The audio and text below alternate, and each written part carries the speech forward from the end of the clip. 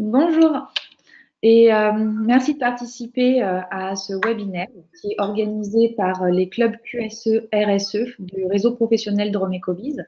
Donc aujourd'hui, nous avons le plaisir d'accueillir notre intervenante Laure Génin, qui est consultante chez COP de France. Alors avant de lui laisser la parole, vous avez la possibilité de lui poser des questions pendant la conférence.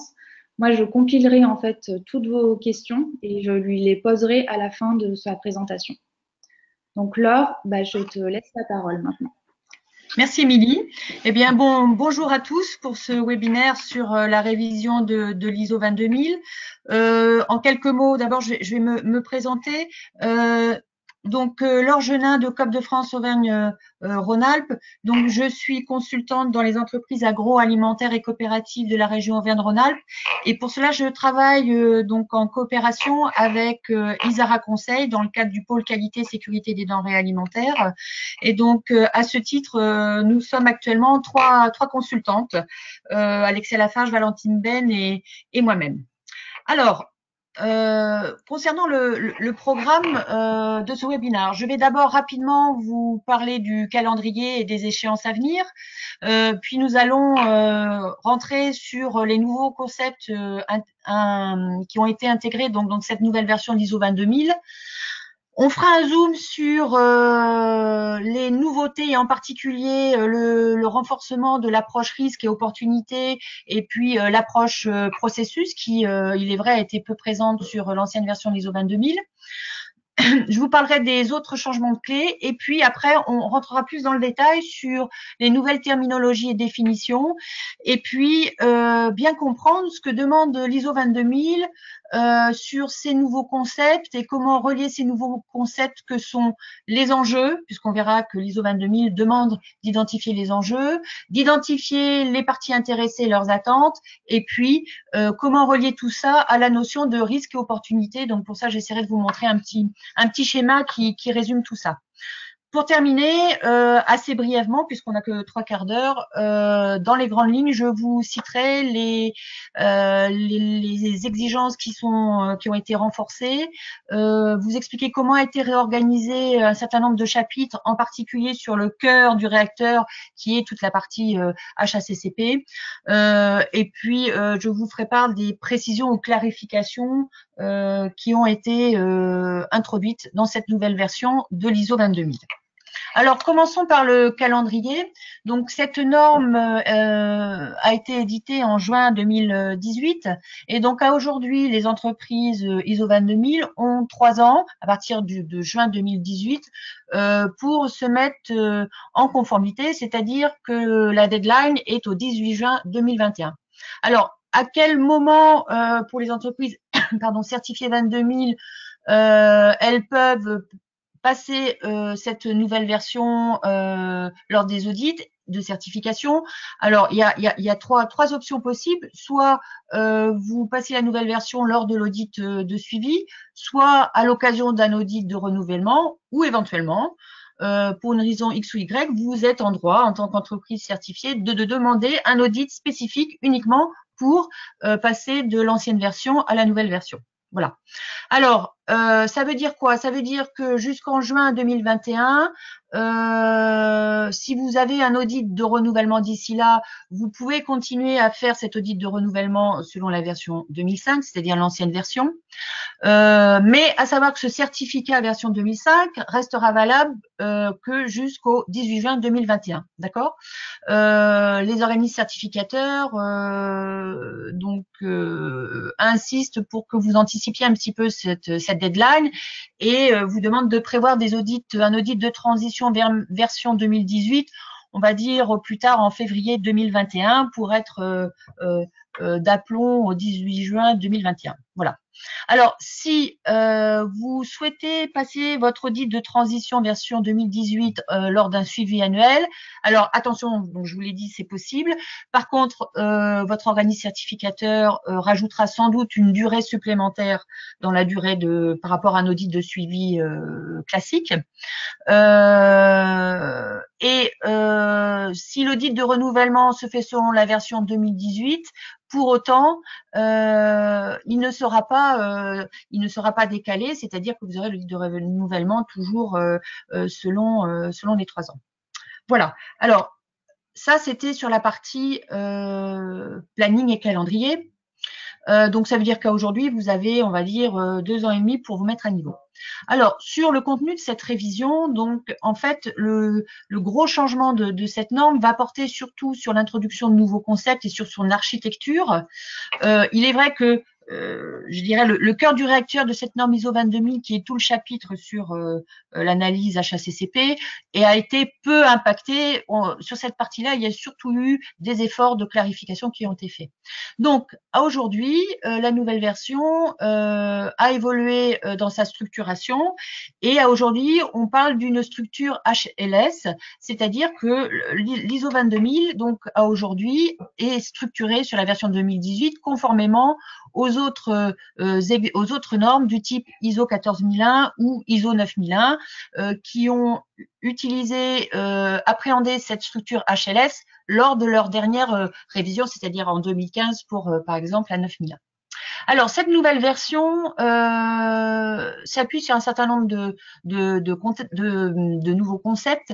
Déjà, l'ISO 22000, en introduction, il est important aussi de lire l'introduction au niveau de la nouvelle version de la nouvelle version de la 22000. Elle rappelle un certain nombre de principes fondamentaux et elle explique bien qu'elle s'appuie sur les principes fondamentaux de management de la qualité. Et dans ces principes de management de la qualité, qui étaient au nombre de 8, il y a un des principes qui est l'approche processus.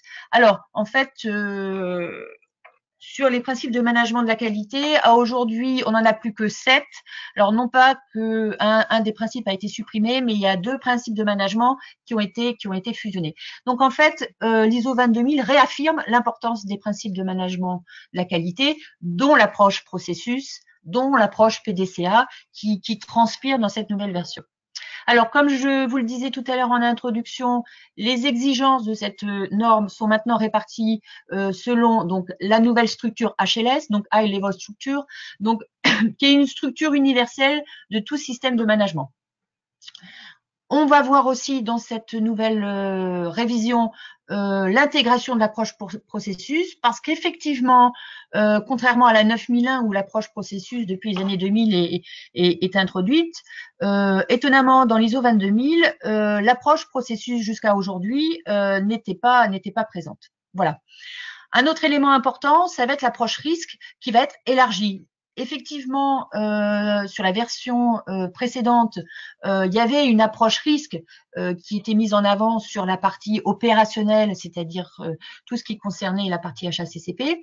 Donc, dans cette nouvelle version, on a toujours cette approche risque, mais elle est élargie au risque plus organisationnel, c'est-à-dire plus au niveau du système de management. J'y reviendrai tout à l'heure. Voilà.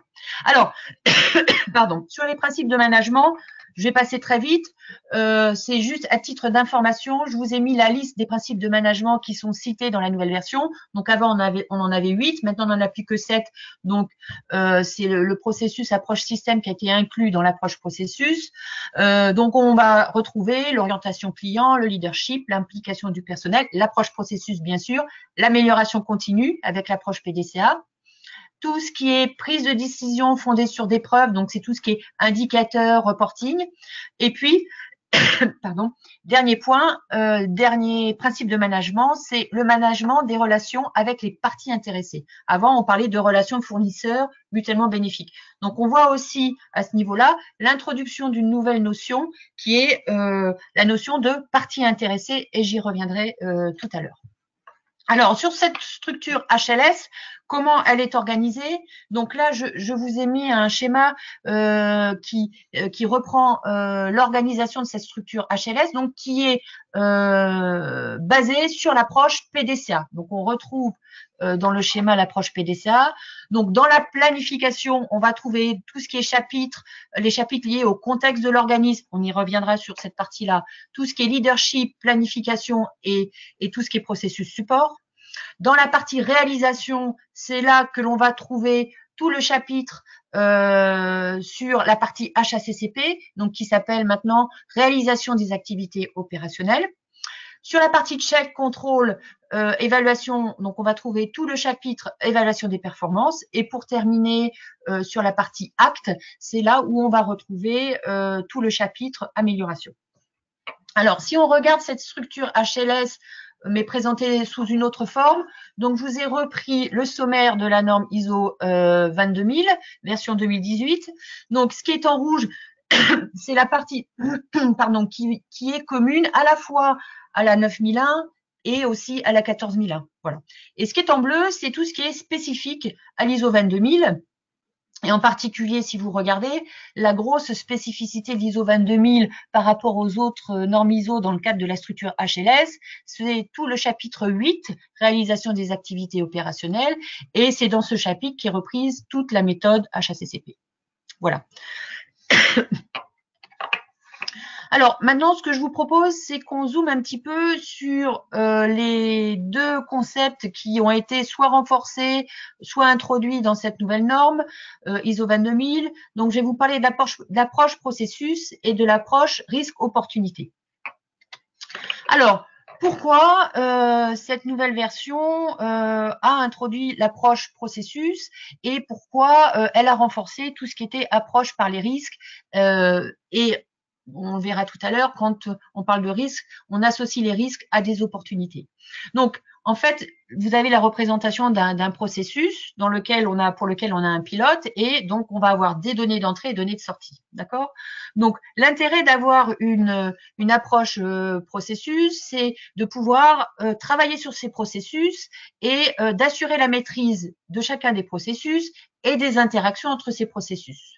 Bon, ça c'est le premier intérêt. Mais par ailleurs, quand on a une approche processus, l'idée c'est d'avoir une approche PDCA, amélioration continue.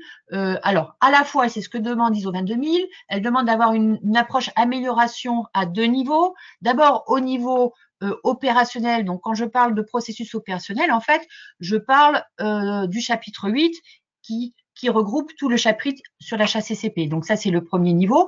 Mais aussi, et ça fait partie des principes de management de la qualité, l'ISO 22000 demande aussi à avoir une approche PDCA, amélioration continue, au niveau du système de management. Et dans tout système de management, il est important d'avoir ces deux niveaux, c'est-à-dire un premier niveau au niveau des processus avec une approche PDCA, mais aussi être en capacité de prendre du recul et de s'assurer que l'ensemble des processus converge bien vers la politique, les objectifs de l'entreprise et qu'au niveau du système, on a bien aussi une approche PDCA.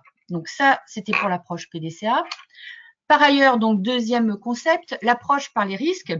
Donc effectivement, quand on a une approche processus, l'objectif, c'est de mettre en place des dispositions au niveau de mon processus pour maîtriser les risques. Donc, effectivement, dans la 22000, on a cette approche risque au niveau plus opérationnel.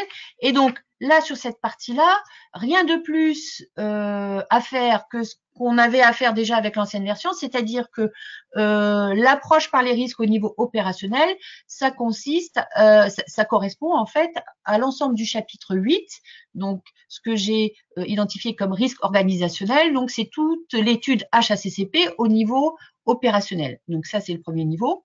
Mais ce qui est nouveau dans cette norme ISO 22000 sur l'approche risque, c'est que non seulement, donc bien sûr, comme dans l'ancienne version, il faut continuer à avoir cette approche risque au niveau production opérationnelle dans le cadre de l'étude HACCP, mais elle demande aussi de prendre de la hauteur et d'identifier aussi les risques au niveau organisationnel, c'est-à-dire au niveau du système de management. D'accord? C'est-à-dire au niveau de mon organisation, au niveau de mon système de management, elle demande d'identifier les risques potentiels et puis après on verra de mettre en œuvre des dispositions pour diminuer ces risques. Voilà. Donc, on a, pour résumer, une approche processus, une approche PDCA, une approche processus et aussi donc une approche PDCA à deux niveaux, au niveau opérationnel, au niveau organisationnel. Et de la même façon, sur le deuxième concept, sur l'approche risque, on a une approche à deux niveaux, un premier niveau opérationnel qui se situe au niveau de l'étude HACCP, mais aussi un deuxième niveau, c'est-à-dire une approche risque au niveau de l'entreprise, et c'est ce qu'on appelle l'approche risque au niveau organisationnel.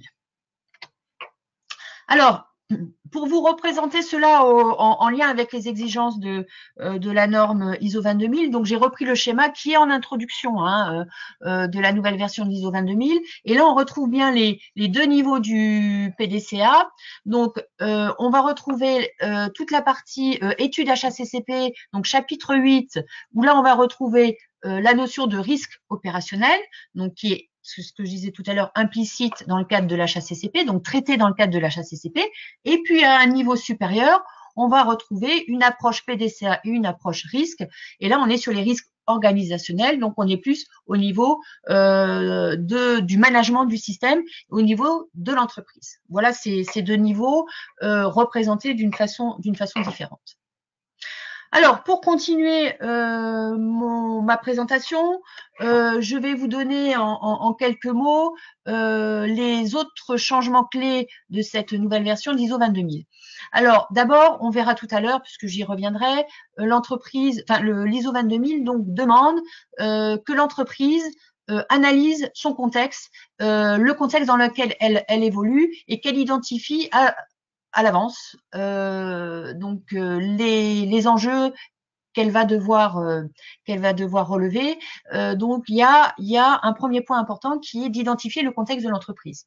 Deuxième point, au travers de cette nouvelle version, on voit un renforcement de l'engagement de la direction et en particulier, la norme demande à ce que la direction soit là pour soutenir ses managers et donc pour soutenir ces pilotes de processus, aider ces pilotes de processus à piloter leur processus au niveau opérationnel. Donc là, un renforcement de l'engagement de la direction. Troisième point important, l'ISO 22000, comme en 9001 et en 14001 par rapport à l'approche HLS, l'ISO 22000 demande d'améliorer, demande un renforcement de la planification et de la gestion des modifications.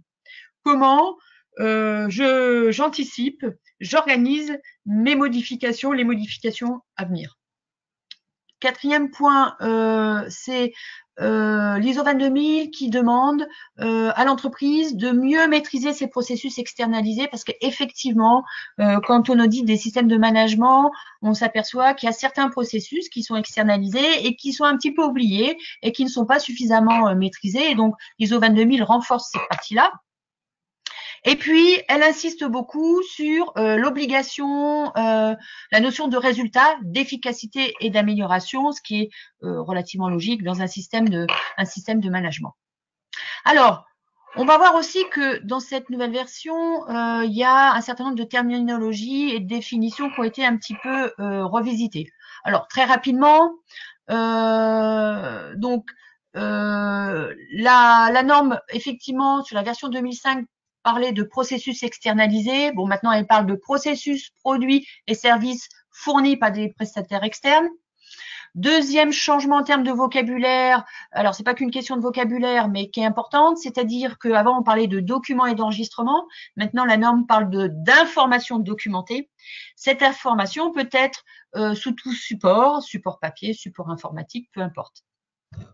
Alors, concernant l'HACCP, donc dans l'ancienne version, on parlait de plan HACCP, d'accord, qui couvrait à la fois tout ce qui était CCP et PRPO. Donc là, elle a changé la terminologie et elle parle de plan de maîtrise des dangers. Et puis un point intéressant, donc concernant les PRPO et la maîtrise des PRPO, donc dans l'ancienne version, on parlait de critères qui démontrent que le PRPO n'est pas maîtrisé. Et donc là, la norme utilise le terme critères d'action pour les PRPO. Voilà. Voilà rapidement les grosses modifications en termes de vocabulaire. Bon, ça, je viens de vous en parler sur les informations documentées, donc je passe.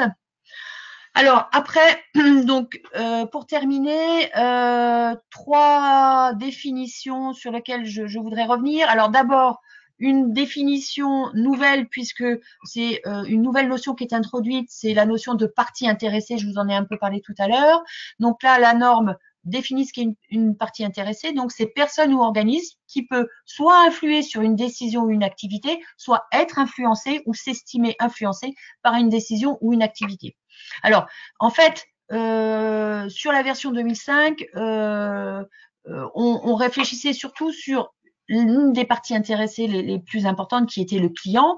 Et là, en fait, l'idée, c'est de dire attention, dans les parties intéressées en lien avec la sécurité des denrées alimentaires, certes, il y a le client, mais il y a sans doute d'autres parties intéressées qu'il faut écouter, qu'il faut identifier et pour lesquelles il faut identifier les attentes. Donc, on y reviendra tout à l'heure. Après, deuxième point de clarification sur la notion d'externalisation. Donc, en fait, dans la définition, il y a une petite note qui dit, en fait, lorsqu'il y a un processus qui était externalisé, l'organisme externe qui assure ce processus externalisé, il faut bien comprendre qu'elle n'est pas inclue dans le domaine d'application, d'accord? Contrairement au processus en lui-même, c'est-à-dire le processus externalisé fait partie intégrante du domaine d'application, mais pas l'organisme qui gère ce processus, hein. Donc là, il faudra faire attention. Donc, quand on parle de processus, d'efficacité des processus, ça inclut aussi les processus externalisés et il ne faut pas les oublier. Derniers éléments concernant les définitions, vous regarderez bien les nouvelles définitions qui ont été données au CCP et au PRPO. Et effectivement, elles ont été revues, voire complétées. Et les nouvelles définitions permettent de bien clarifier les choses. Parce que c'est vrai que sur la version 2005, quand on lisait la définition d'un CCP ou d'un PRPO, on avait du mal à comprendre la différence. Donc là, effectivement, il y a eu un effort de clarification. Alors, maintenant, je vous propose de zoomer sur la modification la plus importante qui introduit de nouveaux concepts et qui est sans doute le point qui va poser un peu plus de difficultés aux entreprises pour se mettre à niveau sur la nouvelle version. Je vais vous expliquer ce que demande la norme sur la notion d'enjeu, de parties intéressées, de risques et d'opportunités, et de vous expliquer comment relier tout ça et que demande la norme par rapport à ces différents concepts. Alors, voilà un schéma global qui explique comment mener les choses. Puis après, ce que je vous propose, c'est qu'on zoomera étape par étape. Donc, en fait, si on regarde les différents chapitres, donc on est sur le chapitre 4, où la norme dit, d'un côté, il va falloir comprendre, travailler sur le contexte de l'organisme, ça c'est un premier travail. En parallèle, il va falloir travailler sur les parties intéressées et identifier leurs besoins et les attentes. Et tout ça va vous permettre d'identifier d'abord votre domaine d'application de votre système de management de la sécurité des denrées alimentaires. Je vous expliquerai pourquoi. Et puis, tout ça va servir de données d'entrée pour, au niveau du système de management, identifier les risques et les opportunités. Et puis, dernière étape, comment mettre en œuvre un plan d'action au niveau opérationnel en lien avec ces risques et opportunités. Donc, je vous propose de rezoomer sur ces différentes étapes. Alors, d'abord, l'identification du contexte. Que nous dit la norme? En fait, la norme nous dit il faut que, effectivement, aujourd'hui, toutes les entreprises sont dans un contexte qui évolue très très rapidement. Donc, ce qui est vrai aujourd'hui ne sera peut-être plus vrai demain. Et donc, elle nous dit attention, vous devez travailler sur votre contexte et vous devez identifier vos enjeux externes et vos enjeux internes par rapport à l'activité de vos entreprises.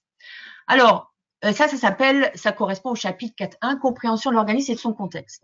Alors, je reviendrai après sur cette diapo. Alors, quels sont ces enjeux internes et externes? Alors, en fait, la norme précise la nature des enjeux qu'il faut prendre en compte. Et donc, si vous regardez ce que j'ai marqué, donc ça doit inclure tous les enjeux liés aux aspects juridiques, technologique, concurrentiel, commercial, culturel, social et économique.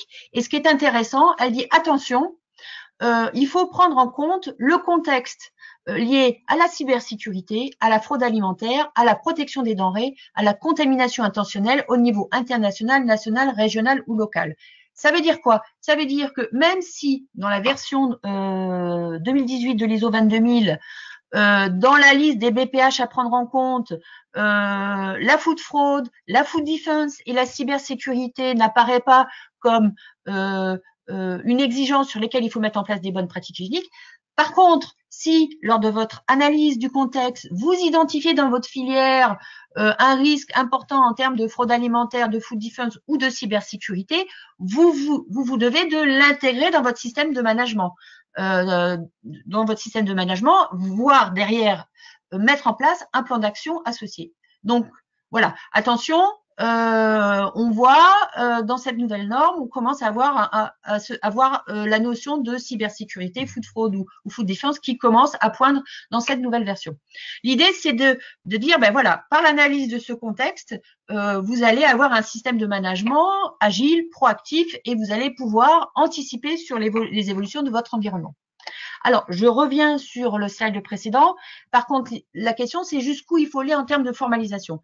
La norme ne vous demande pas de formaliser cette partie-là, sauf qu'elle vous demande de surveiller régulièrement ces enjeux et de les revoir. Donc, ça veut dire qu'implicitement, à un moment donné, il faut les avoir posés sur le papier. Voilà. Donc, ça, c'est le premier point. La deuxième étape, je vais travailler, la norme vous demande de travailler sur les parties intéressées et sur leurs besoins et attentes.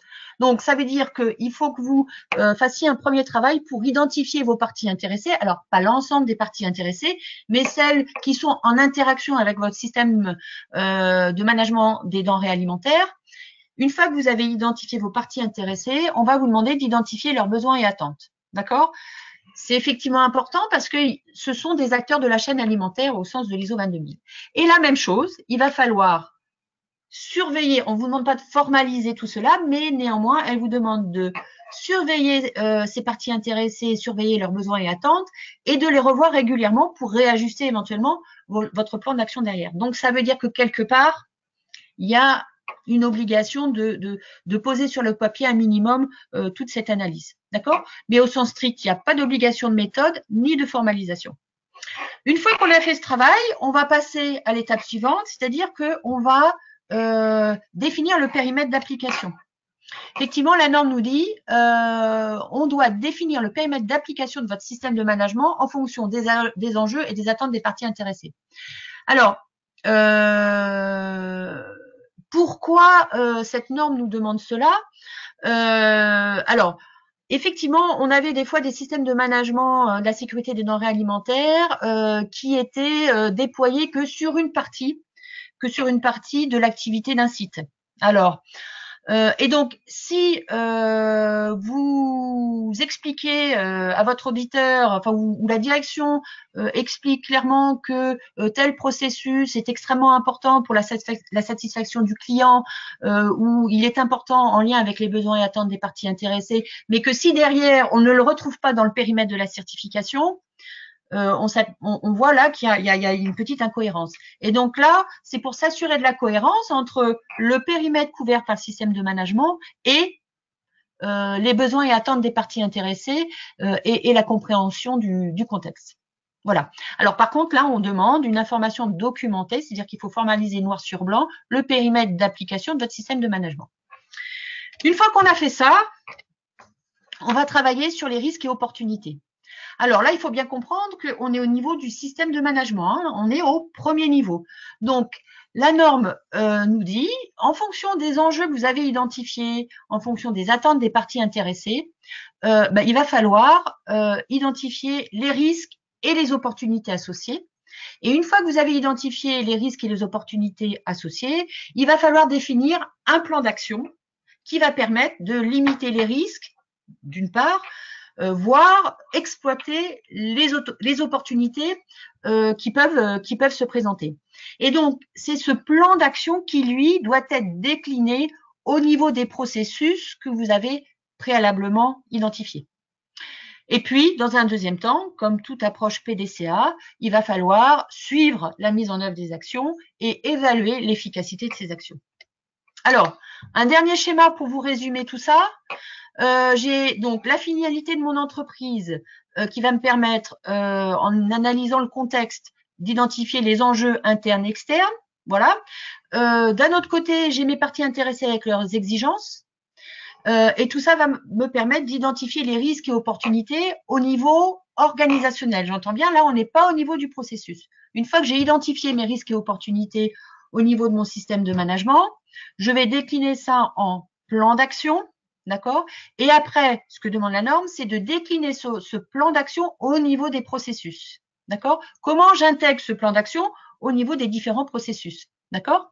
Et puis, après, on va retrouver le suivi de ce plan d'action et l'efficacité. D'accord? Donc, ça veut dire que vos pilotes de processus, ils vont devoir réaliser, mettre en œuvre le plan d'action, les actions qui les concernent en lien avec les risques et opportunités identifiés au niveau du processus, et ils vont être en charge de faire le suivi de ces actions au niveau de leur processus et d'évaluer l'efficacité de ce plan d'action.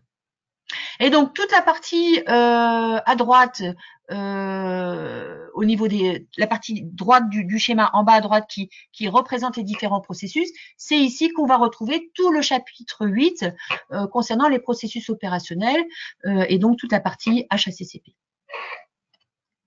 Alors, voilà, donc je voulais zoomer sur cette partie-là qui est vraiment, vraiment la nouveauté. Alors, ce qu'il faut savoir aussi, c'est dans l'organisation des chapitres, il y a eu des petites modifications qui permettent de rendre les choses beaucoup plus logiques et fluides. Et donc, je vais vous parler des quelques réorganisations qui ont été faites. Bon, j'ai surtout zoomé sur la partie chapitre 8, la maîtrise opérationnelle, donc la partie HACCP. Donc, et puis la partie évaluation de la performance et amélioration. Alors, en fait, sur la version 2005, on avait le chapitre de validation des combinaisons de mesures de maîtrise qui se trouvait sur la partie évaluation, c'est-à-dire a posteriori. Or, la validation des combinaisons de mesures de maîtrise, c'est quelque chose qui doit se faire avant la mise en œuvre du plan de maîtrise des dangers de l'étude HACCP. Et donc là, très logiquement, ils ont remis la validation des combinaisons de mesures de maîtrise juste après l'analyse des dangers et ils l'ont enlevé du chapitre évaluation de la performance parce que ça n'était pas très cohérent. Après, deuxième modif intéressante, on avait le chapitre évaluation des résultats individuels de la vérification. Donc, en fait, ils ont remonté ce chapitre, toujours dans le chapitre 8 sur la partie opérationnelle, parce qu'effectivement, l'évaluation des résultats individuels de la vérification, alors je vais vous donner un exemple, on pourrait prendre comme exemple les inspections hygiène, hein, rentre dans ce chapitre-là, et là, on est encore le nez dans le guidon. C'est-à-dire que c'est une étape où on est encore dans l'opérationnel. Donc, c'est pour ça qu'ils ont remonté cette exigence dans le chapitre 8 sur la maîtrise opérationnelle. Autre point intéressant, la revue de direction. La revue de direction, avant, elle était en début de chapitre sur la responsabilité de la direction. Or, effectivement, la revue de direction, on est dans la partie rebouclage. Et donc, ils ont modifié donc ce chapitre-là et ils l'ont mis dans le chapitre évaluation de la performance, ce qui rend les choses un peu plus logiques. Voilà. Pour terminer, j'ai mis non-conformité action corrective, je l'ai mis en nouveau. En fait, c'est pas tout à fait nouveau, c'est-à-dire que ils ont scindé les choses en deux. Dans la partie maîtrise opérationnelle, on a tout ce qui est non-conformité, maîtrise des produits potentiellement dangereux. Mais dans cette partie amélioration, c'est tout ce qui est non-conformité action corrective plus lié au processus et au système et non pas au produit. Donc bon, c'est pas tout à fait une nouveauté. Donc voilà sur la réorganisation des chapitres qui semble beaucoup plus cohérente avec ces différentes notions. Maintenant, je vais vous parler des quelques exigences qui ont été renforcées. Alors, celles qui concernent la direction et plus généralement le management, c'est ce que je vous disais tout à l'heure. Donc, dans cette nouvelle version, la responsabilité de la direction. D'ailleurs, on parle de leadership, donc ça veut dire que ça concerne pas uniquement la direction, mais c'est la direction et les managers. Et ce qui est important puisque les managers sont souvent la courroie de transmission entre la direction et les opérateurs. Donc, un renforcement du leadership et la norme dit bien que la direction doit soutenir ses managers pour les aider à mettre en œuvre leurs responsabilités en matière de sécurité des denrées alimentaires et la direction aussi doit aider ses managers à piloter leur processus et à les aider sur l'amélioration continue de leurs processus, des processus qu'ils pilotent. Donc, voilà sur la partie management. Deuxième élément qui a été renforcé, je vous le disais tout à l'heure, la planification des modifications, c'est-à-dire, alors on avait déjà quelque chose sur la version 2005, mais on était sur quelque chose d'un peu plus light. Donc, la norme nous dit, à chaque fois qu'il y a des modifications sur le système de management de la sécurité des denrées alimentaires, dont, à titre d'exemple, elle inclut aussi les changements de personnel. D'accord? Donc, en fait, le scope est assez large. Il va falloir systématiquement identifier les objectifs et les conséquences possibles, évaluer l'impact de ce changement sur l'intégrité du système de management de la sécurité des denrées alimentaires, de vérifier la disponibilité des ressources et de définir les responsabilités et les autorités dans le cadre de la mise en œuvre de cette planification, et puis aussi formaliser cette planification. Et puis bien sûr, à toute planification, il va falloir faire un suivi et une évaluation de cette efficacité. Et dernier point sur cette planification, la norme nous demande aussi en interne de communiquer sur cette planification. Et Dieu sait si c'est important. On sait que des fois, il y a des problèmes de communication. Ce qui est important, c'est que toutes les personnes qui vont être impactées par cette communication aient connaissance de ces modifications et que chacun puisse piloter correctement la mise en œuvre de ces modifications. Donc là, vraiment, un point qui a été renforcé. Alors, deux autres chapitres renforcés, tout ce qui concerne la préparation et la réponse aux urgences. Alors, en fait, ils ont renforcé ce chapitre-là et ils demandent que l'entreprise soit organisée concernant sa communication en externe, donc tout ce qui est communication avec les médias, les réseaux sociaux ou vos parties prenantes, d'accord? Si c'est possible, faire des tests et simuler des tests.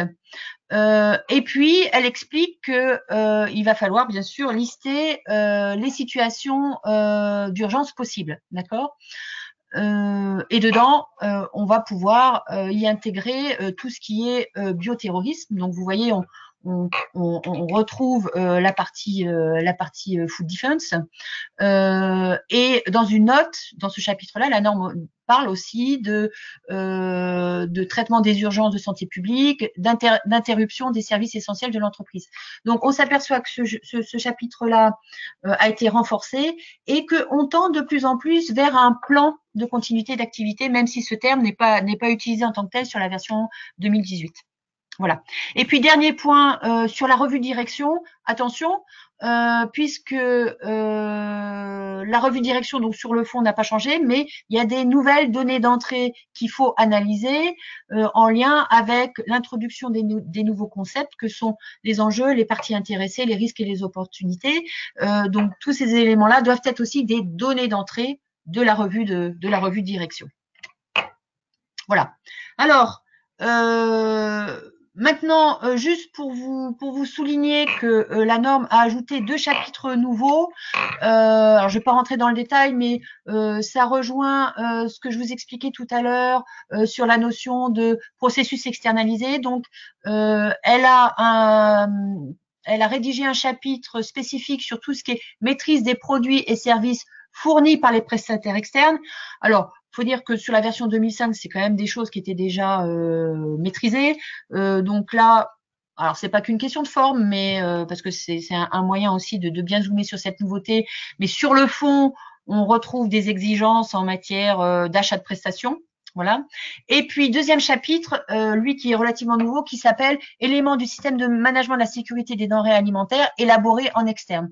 Donc ça, ça concerne surtout les entreprises qui appartiennent à un groupe où le site est certifié et il y a une partie des processus, une partie qui est assurée au niveau des fonctions support, au niveau du siège. Voilà. Donc là, il y a quelques exigences par rapport à ce type d'organisation. Et puis, donc pour terminer, je vous le disais aussi tout à l'heure, la révision de la norme a permis d'apporter quelques précisions, quelques clarifications ou des compléments.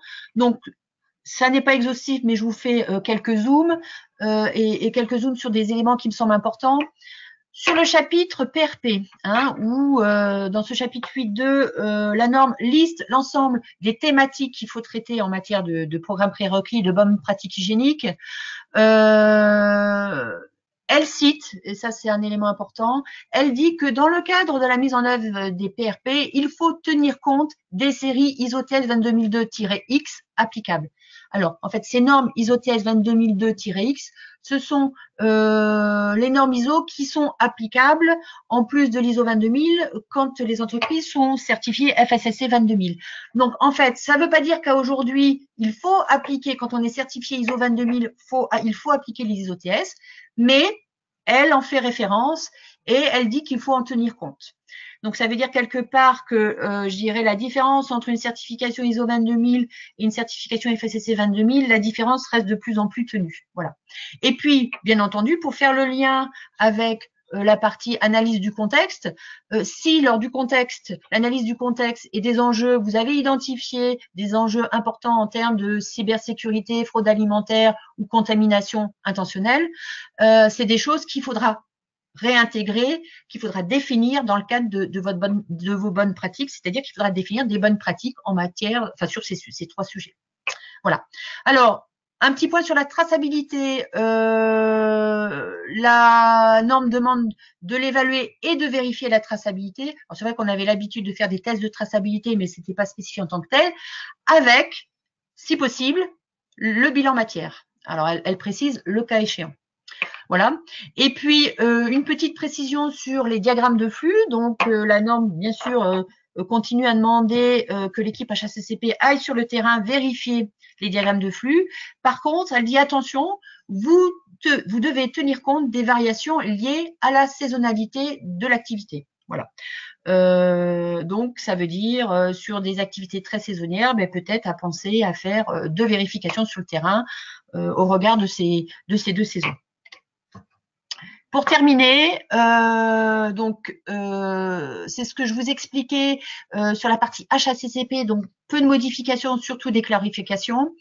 Vous verrez sur tout ce qui est distinction entre CCP et PRPO dans le chapitre sélection et classement des mesures de maîtrise. Vous verrez que là, les choses sont beaucoup plus claires.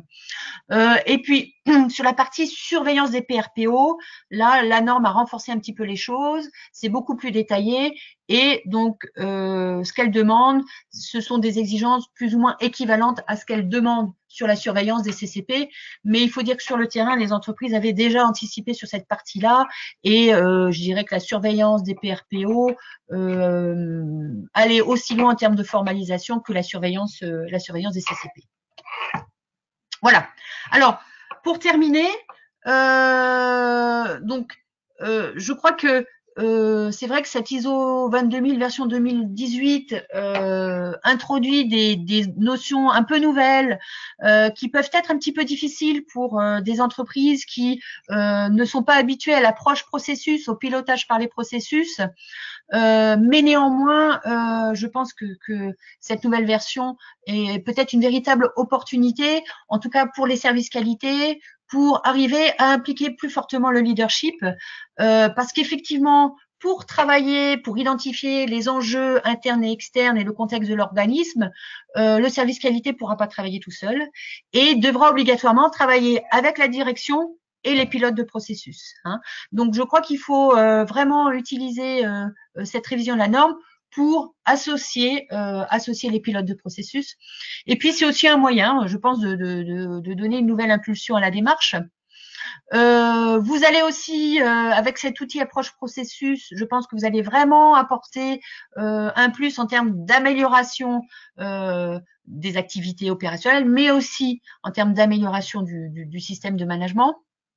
Voilà. Et puis, c'est un très bon outil pour anticiper au niveau de l'entreprise, j'entends bien, les risques à venir et saisir les éventuelles opportunités. Et puis, comme je le disais tout à l'heure, c'est un bon moyen de mener une réflexion avec la direction et les managers et surtout, par contre, ce qui est important, dans le cadre d'une approche stratégique. C'est-à-dire que tout ce travail sur le contexte et les enjeux, ce sont des éléments qui doivent être intégrés à l'analyse stratégique de la direction. Alors, je vais peut-être passer sur ce slide-là. Si vous avez des questions, j'y reviendrai parce que je crois que mon temps est imparti. Je voulais juste vous donner une information concernant notre activité donc du pôle qualité Isara Côte de France. Si vous souhaitez travailler plus en profondeur sur cette nouvelle norme version 2018, donc sachez que au niveau de COP de France et ISAR à Lyon, nous vous proposons donc une formation interentreprise à Lyon, donc qui aura lieu le 5 mars prochain. Et puis nous sommes actuellement en train de monter un projet pour proposer aux entreprises, à un collectif d'entreprises, proposer un accompagnement à la révision de cette nouvelle norme, en particulier travailler sur tout ce qui concerne contexte, enjeux, parties intéressées, risques et opportunités, qui est vraiment la partie nouvelle. Et l'idée, ça va permettre avec ce projet collectif de mutualiser les coûts, d'avoir un certain nombre d'échanges entre responsables qualité. Et donc, on prévoit de démarrer cette action collective en fin d'année.